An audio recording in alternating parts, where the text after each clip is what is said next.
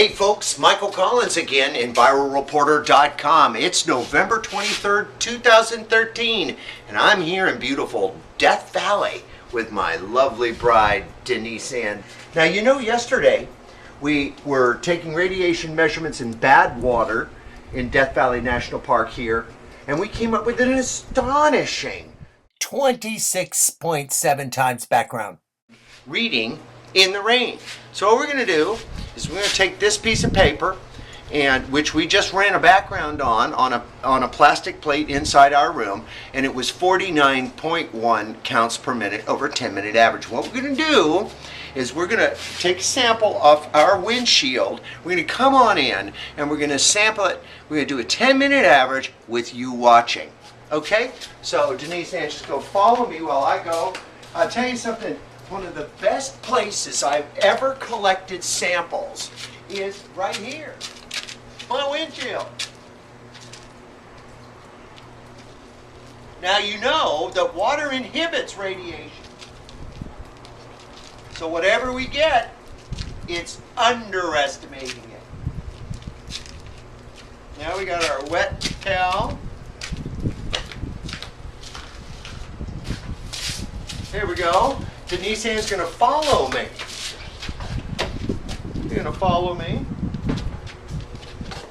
in here and aim down there, Denise Ann. I'm going to get a plate. We measured our background on this plate. And here we are, a little recycling bin. Here's our sample. Now, one thing I want people to know, when you're handling, and just stay on this, Denise Ann, when you're handling radioactive material, you must wash your hands before you touch your inspector. So I've just rinsed off my hands, and we're going to fire up the inspector. We're going to put it on audio. Remember, the background in here is 49.1. We're going to put it on audio. 100% calibrated. We're going to go 10 minutes. And here we go.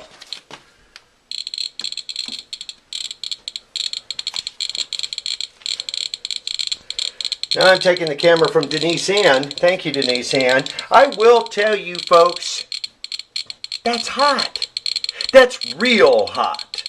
That's the storm Boreas that's making its way across the United States. It's bound to make Thanksgiving 2013 a real doozy. But there's something to be noted here. Yesterday, when we did an early morning test, we got 7 times background, or was that the day before? Maybe 2 days ago, we got 7 times background because it's been raining so much here in Death Valley. Quite a unique and wonderful experience. There's snow on all the mountains. But it's now only Denise Ann, I, and now you know that snow must be hot because this water's hot. Now, Denise Ann asked me, how is it we could be measuring 7 times background one day up in Stovepipe Wells, which is in this sort of northern third of the park, towards the middle actually, and then the day after that we got down around 4.6 times background, go down to Badwater, which is the lowest point in the Western Hemisphere at 282 feet below sea level, and the hottest place on Earth. How is it that we could go from 7 times background to 4.6 times background to 26.7 times background and not see down at Badwater, which is, I don't know, 60, 70 miles south of here in the great state of California? How could it be so different? We don't know the answer. But I'll tell you what. We are now looking at a sample that looks to be every bit as hot as the one that we took yesterday. Simi Valley in Ventura. Very good. Denise Ann reminds me that we have had 2 of EnviroReporter.com's radiation stations, one in Simi Valley, run by Simi Rich, and one in Hemet, run by Kim, 2 of our best radiation station masters that Kim out in Hemet got a little above background. Simi Rich in Simi Valley, right near the old Santa Susana Field Laboratory where no less than 3 partial meltdowns took place over the last 50 years, Simi Rich got normal. It's the same storm system. How could that be? Well, we don't know. There's no government studies about this. There's us and our radiation stations. Now, of course, if you come to EnviroReporter.com, you can look up the United States Environmental Protection Agency's own daily updated readings from 123 cities and locations across the country. And you can see what they're picking up. And they do have beta graphs that work on about half of them. Now, when I say beta, as most of you folks know, beta radiation is generally man-made. And that's the kind of radiation that we're detecting right here. Because if you saw, when I put down the inspector, which measures alpha, beta, gamma, and X-ray radiation, when we put down the detector, it really, went nuts. So a few inches away from it, it didn't. So this isn't this is a beta detection. Now, why is it so high? Well, guess what? It could be higher. Water inhibits radiation readings. And as we talked about in our last video, that's one of the reasons we take spent fuel rods from nuclear reactors once they've been used up for their energy, but are far more radioactive, and we put them in pools.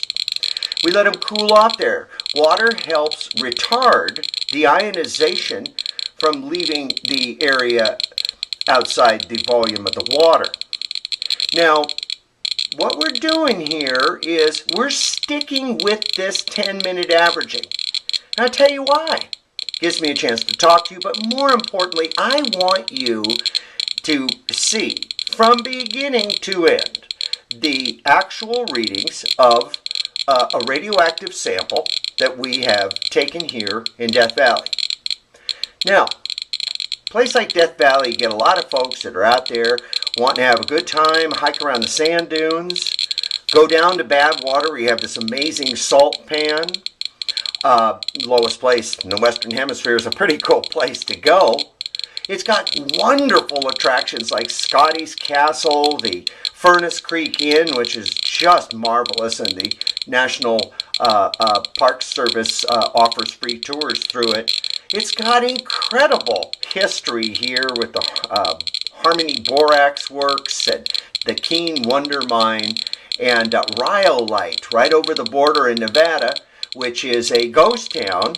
And, Death Valley actually straddles 2 states. It's in California and Nevada. It's the biggest national park in the lower 48, and it's our favorite. Now, one might think, watching this, geez, Michael, you're not exactly freaking out over this rain here. Why not? Well, it's because, folks, ever since Denise Ann and I watched this tsunami slam into Japan that caused this triple meltdown at Fukushima Daiichi on March 11th, 2011, ever since March 15th, 2011, we have been on the case 24/7. We have taken thousands of radiation tests of rain, snow, food, drink, all sorts of things, ambient air, up in jets. We've done all sorts of things. So this doesn't surprise us. It does not make this any easier or pleasant for us, let alone you folks, because this is going to take a few days before we actually produce this film and get it up on EnviroReporter.com for you to see it. But this is our point showing you this. Hear that? That's Fukushima in America, baby. And that's not good. I'm going to tell you all, something you already know. Most of you know. You get to 2 times background, and remember what I said. This is about 49.1 counts per minute background. Once you get to double background, you must pay attention. And if you get to triple background, you really better pay attention. Triple background is considered by the California Highway Patrol to be a hazmat situation. Folks, this rain here that I just pulled off our stalwart car, this rain is dozens of times background. And when we go out later and we go enjoy this beautiful national park, we're going to have ponchos on, we're going to have hats on, we're going to have eye protection, and we're going to even have those N95 masks on. Now, one could say, Ruddy, why would you wear all that? Well, we just want to keep this hot rain off us. And I got to tell you, Denise Ann, I think that this could be hotter than our Badwater sample. So that kind of answers one of her questions yesterday. How could we have such different readings from the same Boreas storm in different places? Well, you know, folks, we're the ones doing the testing here, not the government. And when you have a lot of media ignoring this issue, and boy, it's, in our estimation, the greatest single man-made ecological disaster in human history. When you have august mainstream media like the New York Times come out with an op-ed opinion editorial a couple of weeks ago saying, boy, oh boy, look at all those fear-mongerers talking about Fukushima. The only thing Fukushima did to affect public health is scare people because, you know, there are people out there saying, oh, we got a problem. Folks, hear that? That's ionization. That's the problem. Now, for you folks new to this, what does that stuff do? Well, what it's doing is it's going through the detector so we can detect it. But the fact is, it can cause cell damage. It can cause disease. You can get leukemia and bone and blood cancers from exposure to the kinds of radionuclides we suspect are in this sample, like cesium-134, cesium-137, strontium-90. Maybe I even have some plutonium in the sample. My guess is we don't. And by the way, my dear Denise Ann, we are way past what we picked up in Badwater. Now, okay, here we go, folks. We got 14,580 counts. Okay? You see that 14.58? Well, if you look closer there on the screen, see that? It says times 1,000 right up there by the total. It says times 1,000. That's 14,580 counts when we have a background of 49.1. Just quickly doing the math in my head. That comes in nearly 30 times background. We're going to put this up. We're gonna write about this. We're going to tell you all about it and reiterate some of the things I've said here. But what I want you to see is one of the hottest, if not the hottest, radiation rain sample taken in the United States since the triple meltdowns at Fukushima Daiichi began and are getting worse. And as we are speaking, the Japanese are going to try to pull damaged spent fuel rods out of Unit 4's spent fuel pool. Maybe they've already been doing it, and maybe it hasn't been going very good, because I gotta tell you, 14,580 counts of beta and possibly alpha radiation blowing through this detector in a simple swipe of rain off our windshield in Death Valley. Oh boy, something's going on in Japan. And you know something? You know what's just terribly, terribly ironic and sad? Is that in this national park the size of Delaware, we're the only two people who know this. There are people outside right now walking their dogs and you know, just getting wet and loving the rain. Who wouldn't love the rain? Especially when it comes to the desert.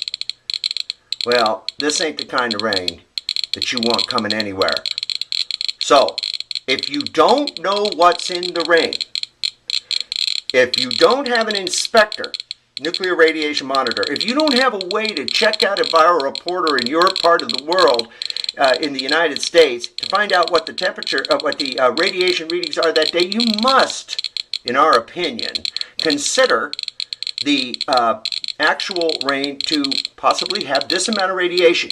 Final thing, This is so hot. Pregnant women should not be outside. Children under the age of 12 should not be outside getting wet.